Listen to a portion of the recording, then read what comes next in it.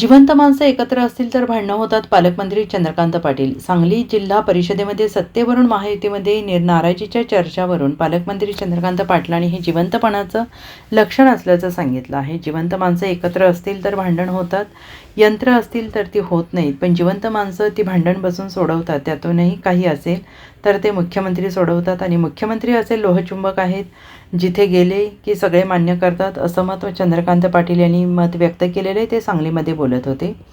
राष्ट्रवादी काँग्रेसचं म्हणणं आहे की स्वर्गीय अजितदादांच्या जाण्याच्या पार्श्वभूमीवर तुम्ही पहिलं 6 वर्ष आम्हाला द्या. अतिशय चांगलं यश मिळालेल्या सुहास बाबरांचं म्हणणं असं की यावेळेला तुम्ही आम्हाला द्या. पण शेवटी बसून निर्णय करू. नाराजी काय आहे का आणि उद्या मुख्यमंत्र्यांच्या सोबत मीटिंग आहे असं काही कारण तसली नाराजी नाही. काही जिवंत माणसं ज्यावेळेला एकत्र काम करतात त्यावेळेला म्हणजे यंत्र असतील तर त्यांचं काही भांडण होत नाही. जिवंत माणसांची भांडणं होतात.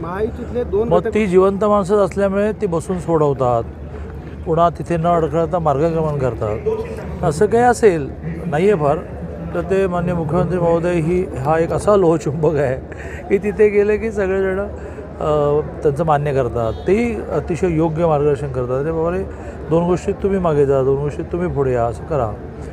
काही नाही आहे. पण जर तुम्ही मुद्दाच उपस्थित केला तर नाही, कसं माणसांच्या कामामध्ये आहे तर ते नीट करू. सीएम साहेबांच्या समोर हा विषय जाणार आहे. बैठकीला काही जाण्याची आवश्यकता नाही. 23 तारखेपासून 1.25 महिना अधिवेशन आहे.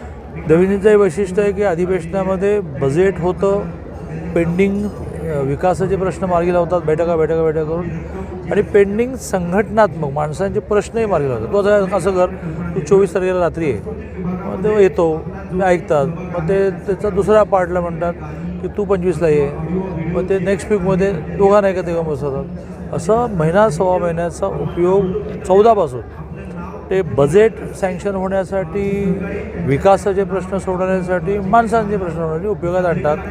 वेगळी बैठक वेगळं जाणं काही आवश्यक नाही आणि एवढं काही नाहीच आहे. Bureau report, SBN Marathi, Sangli.